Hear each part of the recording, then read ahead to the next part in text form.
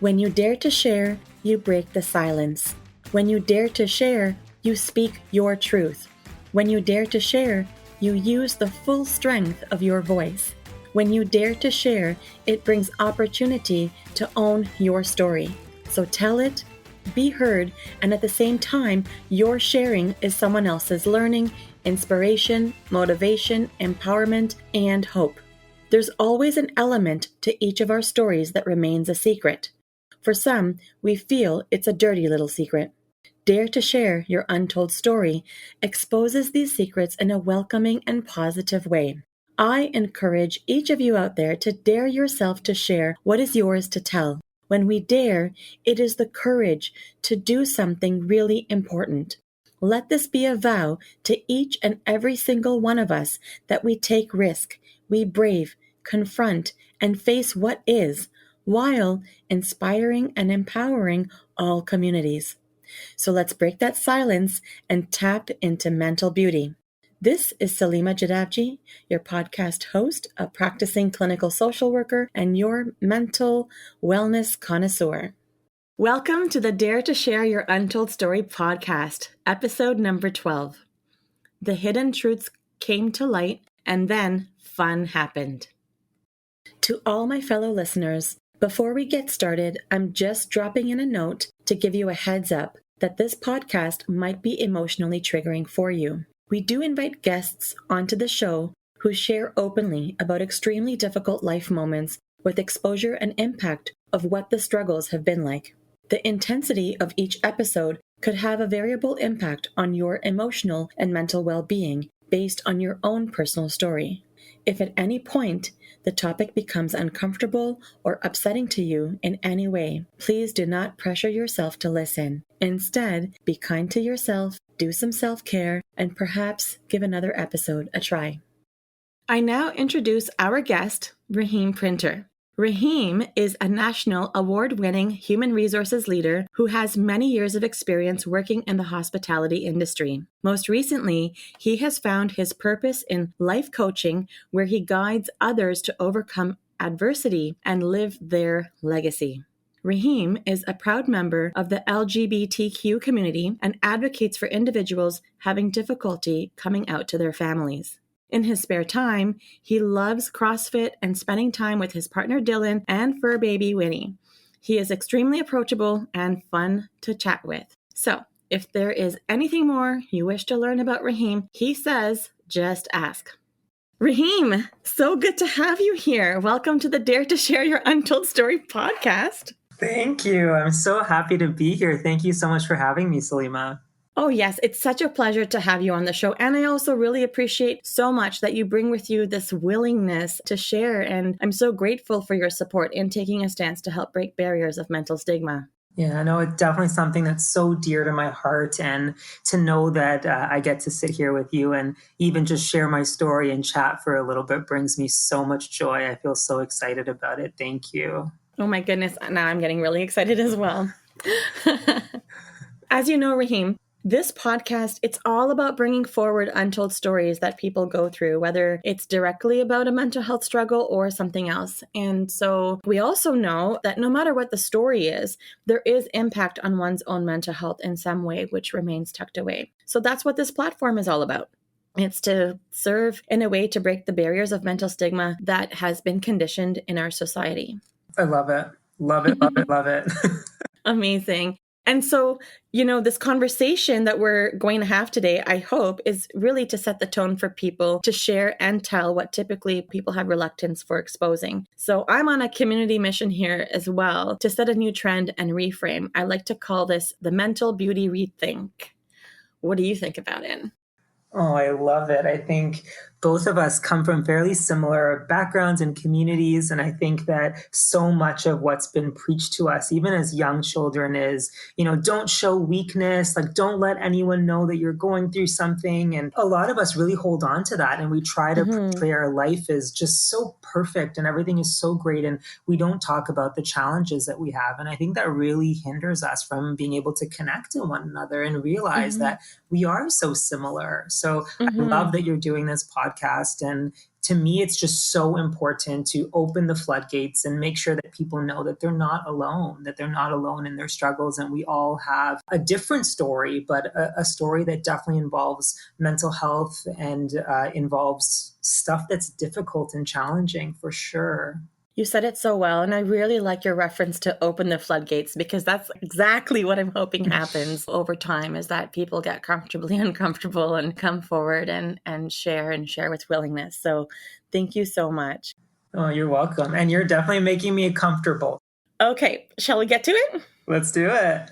All right, sounds good. Let's start with the first question, Rahim. Give us the newspaper headline of how you would title your untold story. How would it read? Wow, a newspaper title. I think it would read, "A Big Rainbow Illuminates After a Long Storm." How does that sound? A big rainbow illuminates after a long storm? Yes. Okay, so unpack that one for me. Say more about this title. I think the rainbow is really important to me. It is something that is I've always liked rainbows, even as a little kid, and I guess I didn't really know why, other than I think most kids like rainbows because they're colorful. But I think when I think of when you think of a storm coming about, you're kind of like, oh no, like this is going to be so difficult and so challenging. And you can get a beautiful, beautiful rainbow, and you wouldn't have gotten that if you hadn't had this storm. So for me, it really signifies the fact that you have to go through some challenging times in order to really, in my opinion, live a life of purpose and legacy, and all of that is important. And if you don't experience pain and you don't experience difficult times, I don't know how much you can appreciate the good times. That is so great. What a great title. Wow. I'm hearing exactly what you're saying here. This rainbow is a really big symbol for you. To achieve that rainbow, you only can achieve that when you go through that storm, right? And if it's a long storm, a big storm, a heavy storm, however it is, but the rainbow can be really big. Okay, Rahim, let's get to your untold story. What is it all about? My untold story has to do with a rainbow, to be honest. So I guess I'll start from the beginning and just quickly take you through my life as if you're watching a movie. So okay. I grew up in Toronto, born and raised in a really small family. It's myself, my dad, my mom, and my older sister, who's 2 years older than me. We were raised in a family where there was so much love. There wasn't a lot of money, but there was a lot of love. So I didn't really need the money. It wasn't until you start going to your friends' houses and you start going to places that you realize, I don't really have a lot. Right. But there was always an abundance of love. But there was lots of sacrifice that came with that love, in the sense of, I think my parents really sacrificed quite a bit in order to protect us as children. So, immigrant family coming to Canada, as many Canadians have that sort of beautiful story. And my mom stopped working when I was born. So now it was myself and my sister that were in the household, and she kind of sacrificed her career because she wanted to make sure that we were raised properly, that we didn't lose our culture. It was really, really important for her to raise her kids. She didn't want her kids to be raised by a nanny or a daycare. And she really wanted to have a lot of influence there, which was really great. And I tell this part because that notion of kind of sacrifice and living through your children, I think, is really important in my story. But my story really has to do with, even just being a little kid, like knowing that I was different and knowing that the things I wanted were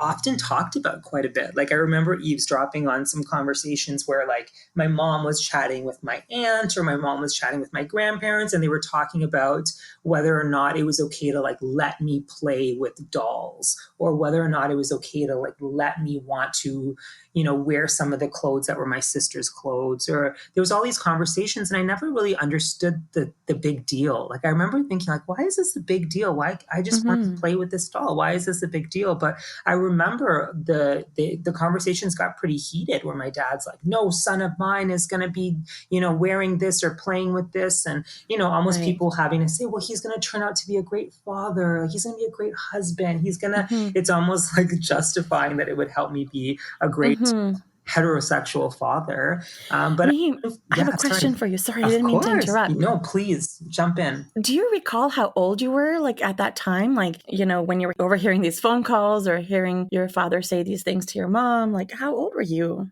I honestly was very young. I remember being like 4 or 5 years old. I think around like Really? junior Okay. kindergarten, senior kindergarten. Yeah. Okay, so your memory does go all the way back to the age 4 or 5. Yeah. Lucky that way. I can hold on to extra long grudges. Lucky me.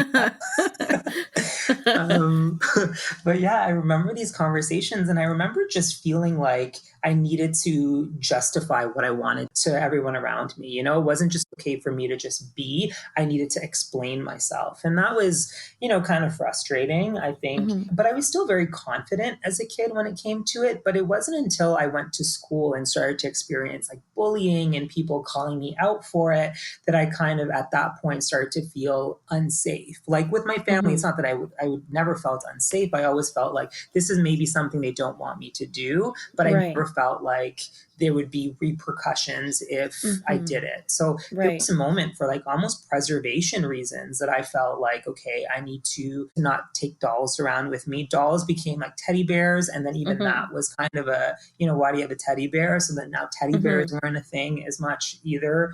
And I remember kind of feeling like, oh, I don't really know how to be. And I remember as a kid, the kids kind of saying, oh, well, why do you sound like that? Like you talk like a girl. I used to hear that quite a bit. You talk like a girl. And I actually remember times, and this is probably when I was a little bit older, where I Mhm. remember myself in the mirror, Salima, like practicing my voice, like Really? practicing how to make my voice more manly. And I would keep like saying like, and I still remember to this day, like it was almost like I was grunting, like I was trying to be like Mhm. hyper masculine and almost change my voice, like change what I sounded like because I was afraid that if I didn't, that I would be a target and that I could potentially be Mhm. in danger. So that kind of shaped the beginning parts of my life. And I was just at that point, I kind of knew I needed to keep me a secret. I didn't know at that point that I was gay, but I knew that at that point that something was different about me and that I had to suppress it because not even my parents were okay with it. Like no one was okay with it. Mhm. So Mhm. I went down the process of, really making myself masculine. I dated women. It was really important for me to be very like I guess passing as someone who was Mhm. heterosexual. So that's what I did. I did that even though I didn't feel like it was very true to me. And Mhm. a lot of my core values have to do with being trustworthy and being someone who is honest. And I felt like I Mhm. was I was lying. I was living a lie. So that was really difficult for me. There was a religious component as well too, because my parents were very religious and were Muslims, and I just felt like in every aspect, like who I was wrong. So Mhm. that was challenging.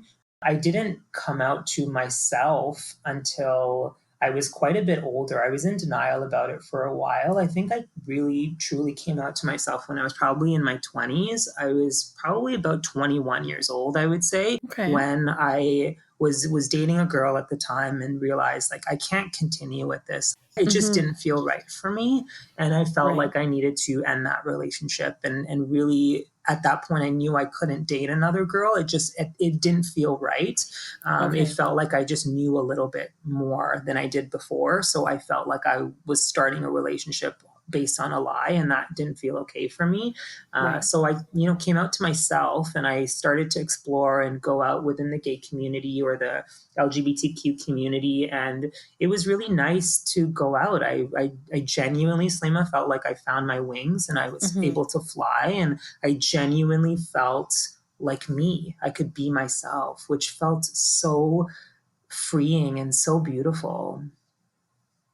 Yeah, Yeah. my heart was going out for a second when you were talking about Mhm. just being torn when you were talking about your core values and this trustworthy component and honesty and how you felt like you were lying and telling yourself that who I am is wrong. Like that part really got to me. What was that like for you? It was hard. It's interesting. You almost don't think about values until you're older, and I think it's almost like in hindsight now I'm looking back on it. But it Mm-hmm. was a very difficult time for sure. I was just honestly, I was lying to everyone. I became like an expert liar. I was lying to one group of friends, saying that I was with one group, lying to my parents, saying that I was with these people when I wasn't. Like no one knew where I was. I was very much just constantly trying to tell lies and trying to keep up with them. I Mm-hmm. mean, when you're telling so many, you start to lose track of like what's true, what's not. And you're really trying to find yourself at that point too. Like I was in such a transitionary part of my life, and I Mm-hmm. was very lost. I remember feeling very, very down and very sad at a lot of times, and I felt like I was drinking quite a bit during that time period. I Mm-hmm. think in university, naturally, if you're someone who drinks, you drink anyways. But I felt like I was numbing quite a bit. I was trying to numb what I was truly going through, and I was just trying to be happy with who I was. But I didn't love it. Didn't love who I was. And did you ever get caught in the lie? Oh my God, yes. Multiple times. And I would just think of another one. Like I became like so good. I felt like I could just be a con artist. Like I could have just changed my identity sleep. I was literally Mm-hmm. such a good liar. I felt like, I don't know if you've seen the movie Catch Me If You Can. Like I Yep. felt like I was that guy. Like it was like I Oh my was goodness. this master manipulator. But yeah, I definitely got caught in lies for sure. I got, it's around the time of like social media really picking up. And I remember getting tagged in a photo on Facebook, and I was Mm-hmm. really, really close to another guy. And the girl my ex that I had dated for years, gave me a call and said, I saw this picture of you. And I was like, oh no, like, what am I going to do? And I was trying to think of how I needed to lie my way out of it. And I remember her giving me my lie. She was like, do you have a drinking problem? And I was like, yeah. Yeah, yeah, I Mm-hmm. do. I was like, drinking problem is way better than being gay. So this is the lie I'm Mm-hmm. gonna tell at this point. So yeah, definitely Mm-hmm. got caught slamming those lies. And so when you say that you were in your early 20s when you came out to yourself, and through that whole process, all of this lying and manipulating and all of these things that you were sort of engaging in, I mean, it was still to protect yourself, right? Like that was your safety net, right? Mhm. At what point were you able to feel solid enough to actually let your family know and really come out to your family? I think what really helped me was to have people around me that were also part of my community. It all kind of happened like Mm-hmm. working in retail. So I worked a retail job, and I mean there was lots of people that were part of my community at the store that I was working at, and it really helped me to really normalize the fact that it's not like I was having urges. It was who Mm-hmm. I was. It was like Mm-hmm. really realizing that this wasn't like a choice thing. It was well, this is who I am. All these other people are just like me, and Mm-hmm. they're going through a really similar struggle. And, some of them had really come to terms with it and come out to their families. And for some of them, it was easy. They came out very young, or they were Mm-hmm. asked by their parents if they were, and they said yes, and their parents accepted them right away. And, you hear of all these amazing stories. So, yeah, and I had a partner as well too that was a few years older than me that was going through a really similar thing. So it kind of helped to have someone to kind of go along the journey with me, even though I do feel like coming out is such a personal journey. Of It was course. nice to have someone that was kind of, at the same time coexisting and having that same journey. So I came out to my parents when I was 25. So it took a few years for me to really be comfortable with myself until I felt confident. When I first I came out as like I'm bisexual, and then slowly it came to me realizing that I wasn't. I do identify as a queer gay man. Mm-hmm. Yeah, so it wasn't until I was 25 that I came out to my parents. And I can tell you about that story if that's, if you want to hear about that, because that in itself was a lot. Yeah, go for it. It sounds like you're warmed up for it anyway. Yeah, yeah, absolutely. It was a really difficult conversation. I've never been so prepared for something. I literally had a note in my phone, and I literally laid down exactly how I was going Mm-hmm. to do this. Like it was a meeting. I told them I needed to talk to them, and it was important, and it had to be that night. So I couldn't Mm-hmm. chicken out and not do it. I was very strategic about it. But I remember, and I'll paint the picture. We were sitting we live in a really small apartment, and it was in the living room. And my sister, who had already known, was there as support, and she was sitting there. My parents didn't know that she knew, but she was there supporting me, which was really great to have her. I was sitting on the coffee table. My parents were sitting on the couch, and I was like really physically close to them and just telling them the story. And I did it in a way where I talked about my achievements, and I talked about the things that I knew that they were really proud of about me. Right. And I asked them, like, were you proud then? And they were like, yes, yes, yes. And then it was time to say that I was gay, and I couldn't utter the words. Like, it was so difficult for me to say it. And I was getting really, I didn't want to get emotional because I didn't want to lose sight of the message I needed to get across. And so I just started talking about as a kid, and, being in mosque, and praying that it would get better, and praying that I could be different, and kind of walking them through being bullied and what that was like. Cause they actually had no idea. I really kept that all a secret. And then into where I was then, and that I was in a relationship with a man, and they knew him. They thought we were just friends. And the whole time, like, my dad would not look at me. You could tell he was really, really uncomfortable, and he was just staring away from me. And I knew he wasn't going to take it well. He showed all the signs from the very beginning. He asked me some really offensive things that really hurt my feelings. And yeah, it was hard. It was like this whole thing. And everyone said, like, a weight's going to be lifted off your shoulders and you're going to feel amazing. And I didn't feel amazing. I didn't feel great. What did it feel like when you received those offensive remarks from your dad, or even like whether the questions were like rhetorical or not? Like, how did you respond, or how did it make you feel as well? It was hard. I tried to not react and yell or turn, because I really wanted the conversation to be civil. I wanted it to be about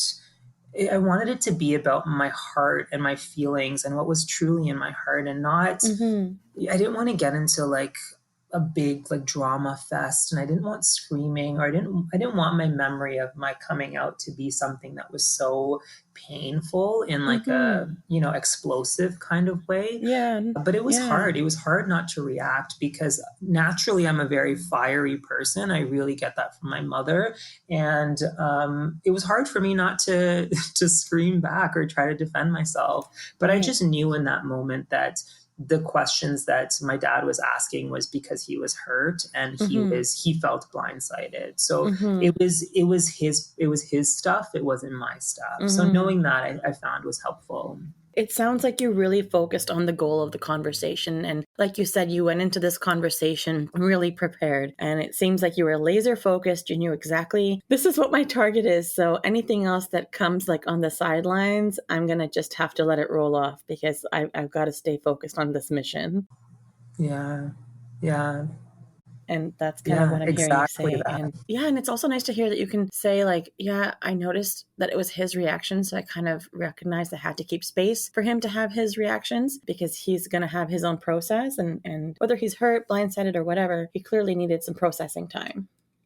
Like, I heard this one thing that someone said to me before I came out, and it really stood with me. And I'm curious if it will resonate with anyone else. But the quote was, "When you come out of the closet, you put your parents in one, and now they're in a closet." And it's now their experience to unpack and figure out how to come out.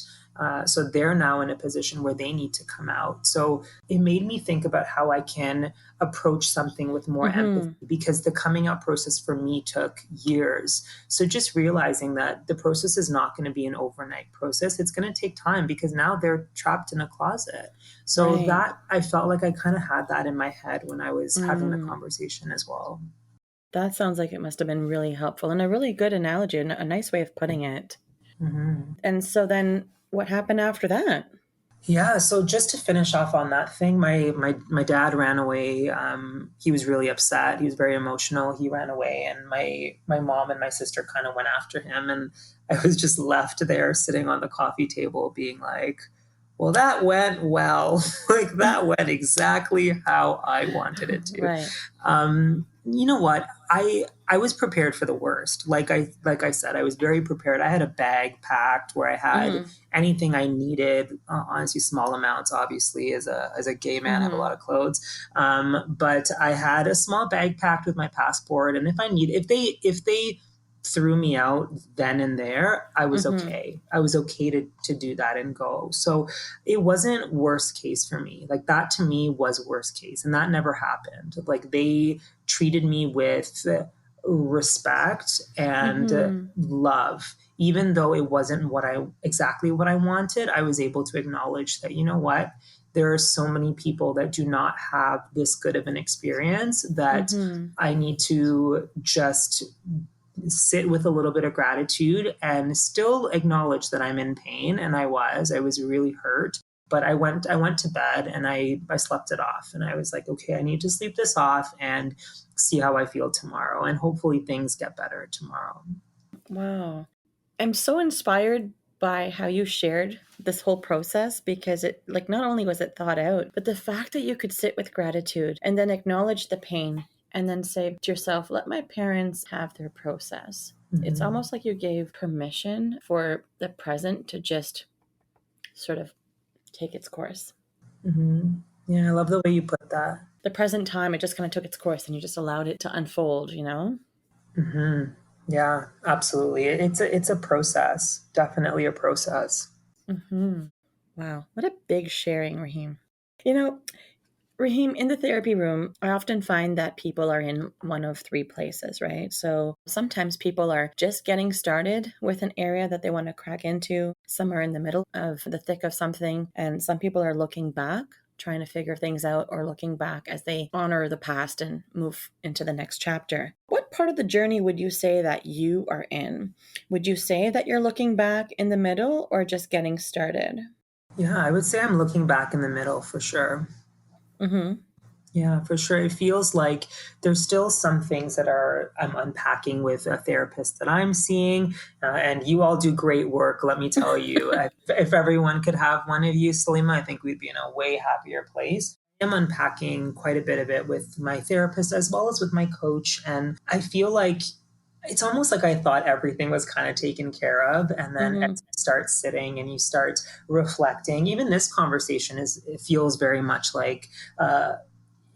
Therapy to me in a very beautiful way. And I think Mm-hmm. that the process is never done. I feel like there's always things to kind of consider and reframe and unpack. And I do think that I'm somewhere in the middle, but I have to say that, as a few years ago, I wasn't where I am today. Like there's been a lot of progress in the last little bit because I've really been putting in the work and putting in the time. And I have to Mm-hmm. say that it's been really beneficial to me and my soul. And I feel I feel really positive to be able to look back and to be able to share such a personal story. And Mm-hmm. before if I ever share this story, I would be very, very emotional because it was a very Mm-hmm. difficult time for me. And not that I think that there's anything wrong with being emotional. I think it's so beautiful to be able to be vulnerable, but I'm able to be vulnerable without actually feeling like the emotions of sadness. Like I don't feel the tears anymore because I'm actually quite proud of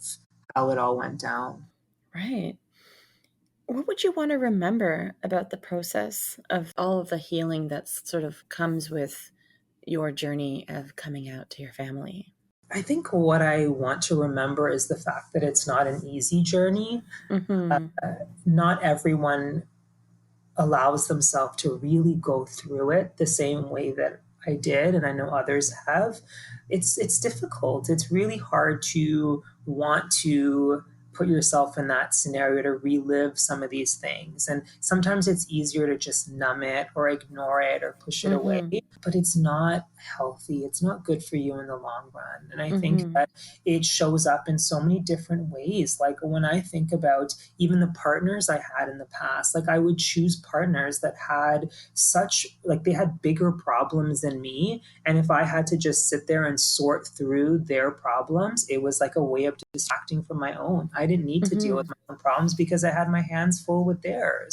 It Mm-hmm. almost even impacted the partners that I selected, which impacted my mental health so much. So just looking back, I think I can remember that the process wasn't easy, but I'm so proud that I did it. And I'm so grateful that I had such amazing supports that really helped me through it, because there's good Mm-hmm. days for Mm-hmm. sure, there's bad days, but I think anything that's truly worth it, Mm-hmm. and it's meaningful to you, is something that's going to be difficult. It's not going to be easy. Like Yeah. no great progress is made, if it comes easy. I think if you really, really want something, it's going to take work, but it's going to mean more to you when you have it.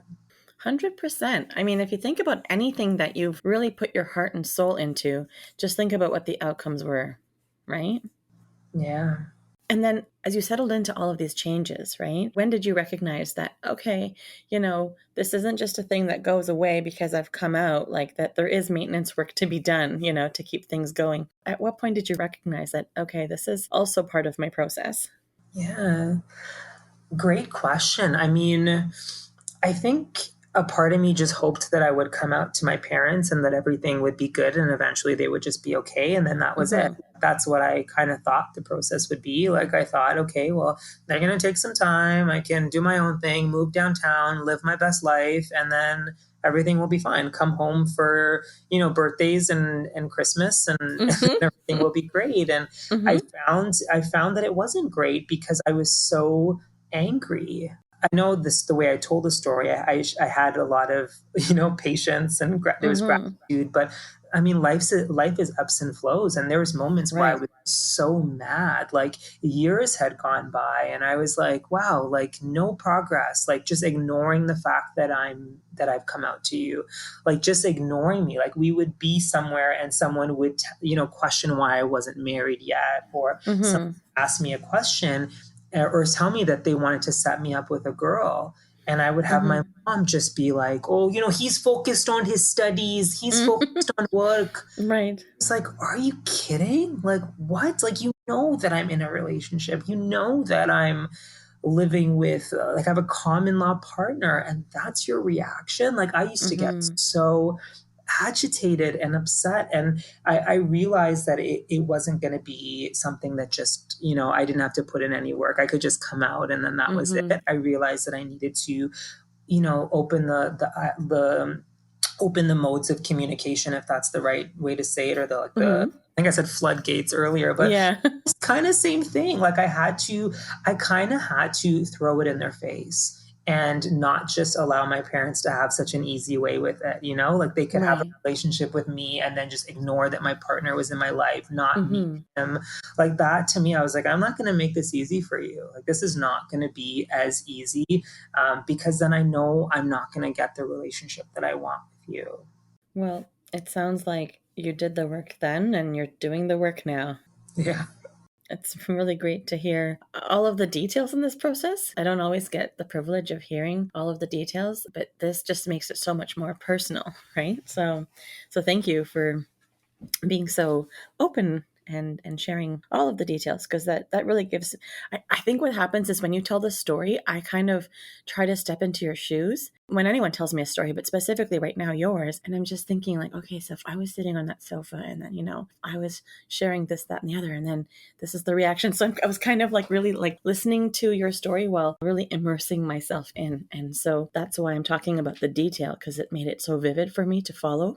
It was purposely done. I really wanted you to be in that living room with me. And I want everyone listening to be in that living room with me. Of course. So, Rahim, what would you say that you are grateful for with encountering this journey of your untold story? Yeah. I think, just like the title of my news headline, I think if I didn't experience this, I don't know how well I would know myself. I think who I am as a person, I know Rahim so well.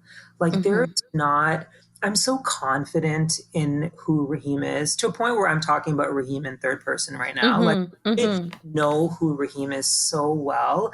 And I think I had to learn who I was so well because I wasn't sure what parts of me were fabricated, what parts of when your identity is questioned from such a young age, it's really hard to figure out, like, do I even talk the way I do today because this is my voice, Slima, or is it because I Mm-hmm. pretended for so long what my voice was? Is my voice even like masculine right now? Is it masculine? If it is masculine, is it only masculine because I made it masculine? Like, there are so Right. many parts of myself that I had to question in my journey Mm-hmm. to kind of figure Mm-hmm. out, like, who am I? It's almost like I had to come out and then we get to learn who I was and what I wanted. And it was challenging for sure. Like, the whole process was challenging, but I just love that at this point in the game, I'm able to really help other people. Like, there's so many people that are in a very similar situation that I just described and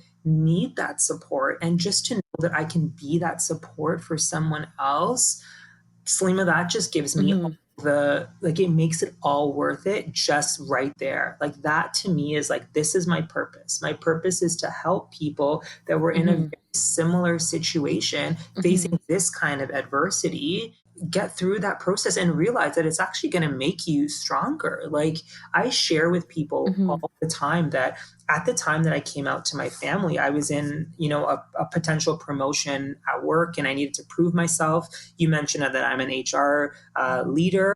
I was Mm-hmm. getting a promotion as a HR manager, and it was the first Mm-hmm. manager title I had. And I had to have conversations where I had to discipline people, I had to terminate people, I had to have really difficult conversations. I had to be in grievance meetings and arbitrations and court Mm-hmm. cases, and I was so scared of all of that. And then I had this moment where I came out to my family and it became like my threshold of what I could handle. Like, I was like, Mm-hmm. I can handle any conversation, Sima. You bring it.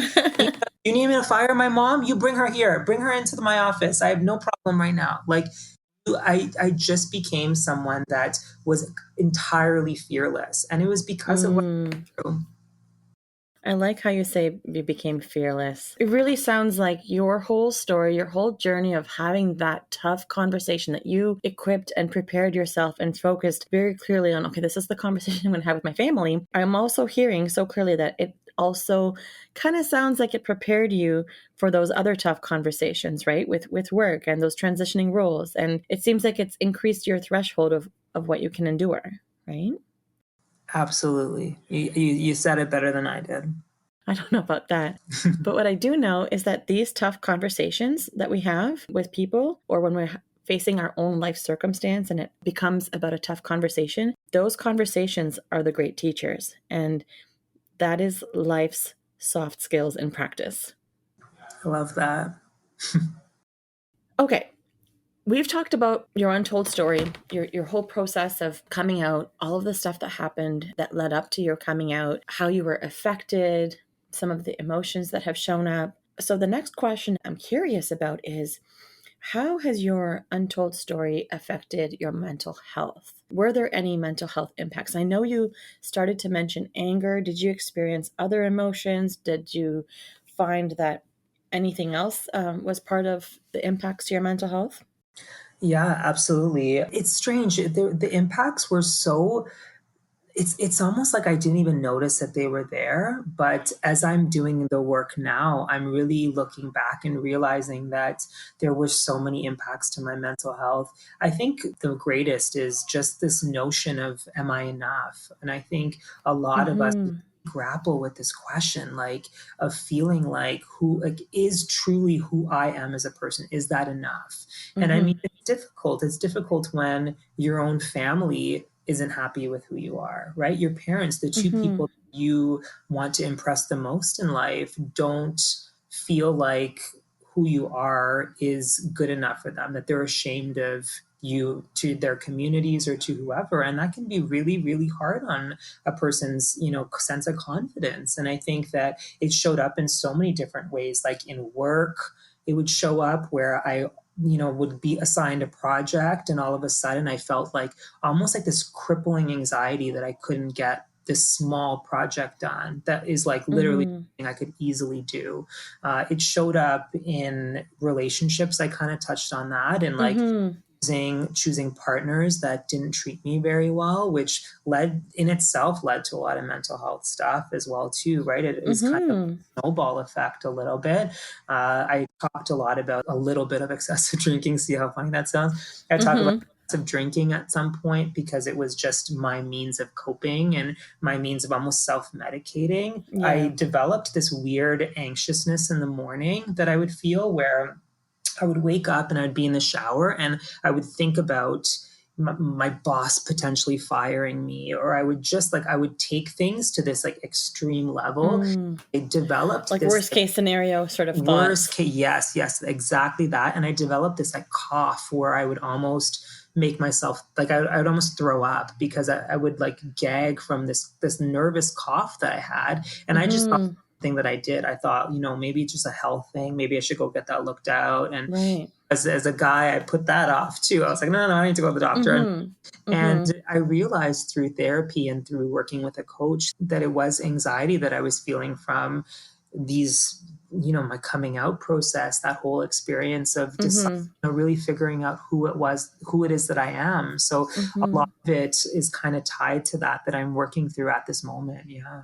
Well, first of all, this battle with self-limiting beliefs that you talk about, okay, that really sucked. Okay. But I hope you know now that, you really are enough. I hope you know that now. I'm so sorry that you didn't know that then, but I'm really hopeful that you know that now. Thank you. And I that means a lot to me. Thank you for saying that. And I do know that I feel like I'm enough and then some. Like I feel like I've been so much then some that it's interesting that I didn't even see the enough part, but I see abundance. I see way more. That's even better. And all of that seeking approval and all of the emotional pain that was inflicted on you. I know you talked about, the excessive drinking, the numbing, the self-medicating, developing this worst case scenario cough, your anxious cough. It just goes to show that even if you don't have a mental health diagnosis, that yes, your mental health does get impacted and your body can only tolerate so much. So it's like a somatic response, right? Your body is telling you that you're ignoring me. There's stuff you're not paying attention to. So what do I need to do to get your attention? Let me give you this fancy cough and you figure it out and see what you can do now, right? And so it sounds like you really worked the process. And it's important that you acknowledge that, because you don't have to have a mental health issue to have your mental health impacted. Because to me, in my world, I see like mental health and physical health as two equals, and they go hand in hand, right? To be honest, yeah, that's such a great way of putting it. And I mean, I didn't realize that that's what was happening, but absolutely my body was telling me like, deal with this, deal with it now. So yeah. Right. So Rahim, what's your key messages to the listeners of our show? My key message to everyone listening, and number one, thank you all for listening to us. This is so great. My key message is to just know that it's a process. It's going to take time. There's no quick fixes in life, unfortunately, or fortunately. I think that a big part of why I feel so confident as a person and I am such a good coach today is because of what I went through. And I think what we go through really helps to shape us. It helps us figure out what our life's purpose is. There's so many great things that are there. There's really a silver lining in everything. And I think some people get really upset when they hear the term silver lining, or it bothers them. But you know what? I've learned to not let it bother me. I've learned to also not let it minimize what I'm going through. But at the same time, I've learned that there is a blessing in everything. And I think for you listening to my story, and for anyone who has a very similar story with, being afraid to come out or being afraid to really explore who they are, just know that when you're ready, there's so much support out there and it truly gets better. Like, I know that's such a cliche saying, but I I love cliche sayings. Like, it gets better. And I can share that I don't think I really closed the story, but with my parents right now, I didn't make it easy for them. I really tried to push on them what I needed. And Mm-hmm. they, for Christmas this year, came over and they visited me and my family, and they got to meet my partner Dylan for the first time. And my Mm-hmm. dad and Dylan had such an amazing conversation. And my dad now asks about Dylan. He Mm-hmm. makes food and sends it and makes sure Dylan tried it. And like, this relationship that I just never thought that I would have with Mm-hmm. my father, Right. I got. And it happened because I didn't stop believing that it was possible. Yeah, you didn't stop believing and you never gave up. You didn't even bail on yourself. You stayed after that, that seventh inning stretch in baseball. I didn't. I had my popcorn still in my hand. My hot dog was Right. still intact. I Yeah. was there. Yeah, you didn't run away at the seventh inning stretch. You stayed put. But yeah, I hear the belief in yourself. You didn't give up. So between the determination and the perseverance, it shows. And yeah, there's your rainbow, right? Your family, the whole family, all The parts whole of it. family, all of it, Mm-hmm. including the dog. Yeah. Mm-hmm. I'm curious now. What's your game changer inspiration that is close to you that reflects your untold story? Is there like a quote or a book or something? Something that comes to mind for me, and I spent a little bit of time talking about how my exes were so terrible, but it's actually a quote that Mm-hmm. one of my exes said to me, and it really resonates with me. And it's, people come into your life for a reason, a season, or a lifetime.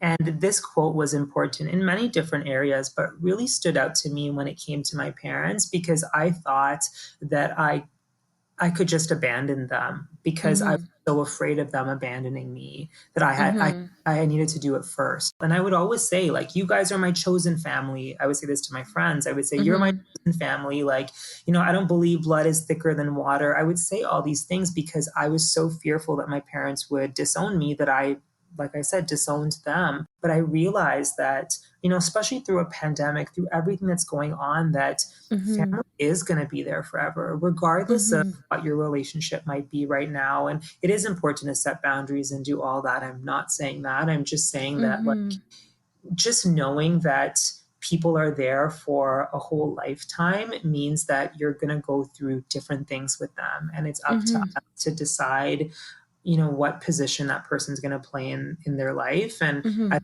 this point, I never really lost sight of what my parents were going to mean to me in my life. Mm-hmm. Mm-hmm. That's really great that you have this quote that you keep to you and that you remind yourself of, because I think it's important to remember that family, they are there and they're there for the lifetime. They're there for the long haul, right? Hmm. Whether you like it or not, they're there. They ain't going anywhere. When you were describing all of this, you mentioned a lot of things with just talking about this quote, and it just seems like, it's as if you were able to let go, to let in. Hmm.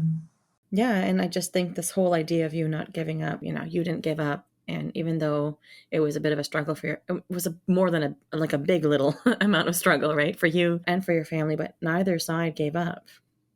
Yeah, you're right. So, Rahim, what is a cause or an organization that has been impactful to you on this journey that you'd like to give a shout out to? The one that really comes to mind for me, and so I recently posted kind of like my coming out story on Instagram, and I had a bunch of people reach out to me, and there were a few people that reached out, and they are from countries where they aren't able to come out. It's not even the fact that they don't want to and that Mm-hmm. they're not comfortable, it's that they actually cannot. And Mm-hmm. an organization that me and my partner Dylan feel so strongly about, we marched with them during Pride, and it's really important that we donate money to them, is Rainbow Railroad. They are a great organization that are based out of Toronto, and they work with any individuals that are part of the LGBTQ plus community that Mm-hmm. facing persecution where they are, and they work with immigration to help them flee and get them over to Canada so they can live a life where they can have all the beautiful luxuries that, the rest of us that are part of this community are able to have here in Canada. So if you haven't, any of our listeners, if you haven't heard of the organization Rainbow Railroad, please check them out. They're such a wonderful organization within my community. Wow. I mean, thank you for sharing that resource. I love learning about resources. This is one that I didn't know about, kind of feeling a little embarrassed that I don't, but at the same time, I just don't know all the resources. And I'm really grateful that you've shared this because this seems like such a great initiative. I mean, it's unfortunate that people in other countries are facing prosecution and everything else that they must be going through. I can't imagine, but that there's an initiative in Canada where there's hope bringing them into Canada and having them be able to live their life. That's really great. Yeah, it's a beautiful organization. Yeah, really beautiful. I'm going to keep that on my resource list now. So, how can people connect with you? How are you findable? If someone wants to connect with you, perhaps your story inspired them or they have a question to ask you, what's the best ways for people to be in touch with you? Yeah, I mean, I would love for any of you to reach out to me. Obviously, any feedback is so amazing. It's such a gift. And, even just knowing that anyone would want to reach out to me, just that in itself feels so beautiful. And I'm so humbled. There's so many different ways on my Instagram, which I'm sure you're going to post, but my website as well, too, is a nice way to get to know me. And there's some pictures that I've attached to my story so you can see myself and my family that I kind of talked about a lot. And that's rahimprinter.com. Instagram, LinkedIn as well too, if that's your jam. I'm available. Facebook as well too. That's where I'm at. Okay, so we've got your website, rahimprinter.com, Instagram, Facebook, and LinkedIn at rahimprinter, right? Yeah. Amazing. Okay. Rahim, you just dared yourself to share. Congratulations. Oh, thank you. And your first podcast. And like I said, you never forget your first. So thank you so much, Salima. No, honestly, Rahim, I'm just so happy that you came on to the program and that you are giving other people that opportunity to recognize that it's okay to share and that sharing is possible and permission to share. And I just want to say it takes courage to share what you've shared today, despite being in the place of, looking back to being in the middle for what you mentioned before. I'm just grateful for your willingness to do this. You showed up with so much clarity of mind and walking us step by step through your journey. That was really intimate. Thank you. And thank you for making me feel so comfortable. You're so great at creating space. And honestly, I felt so wonderful sharing with you. And I feel like I need to pay you per hour because I feel like I just had a free therapy session. I feel amazing. Thank you. Hilarious. Thank you again, Rahim, for being a part of Dare to Share Your Untold Story and helping to be a voice in breaking down the barriers of mental stigma. Thank you so much for being here today.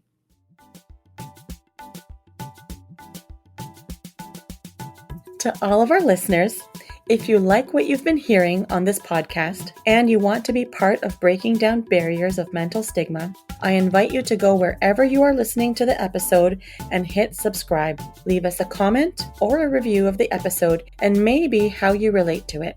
To learn more about what we offer, visit www.daretoheal.co. And if you are feeling ready and brave to share, please submit your story by visiting www.daretoshare.co.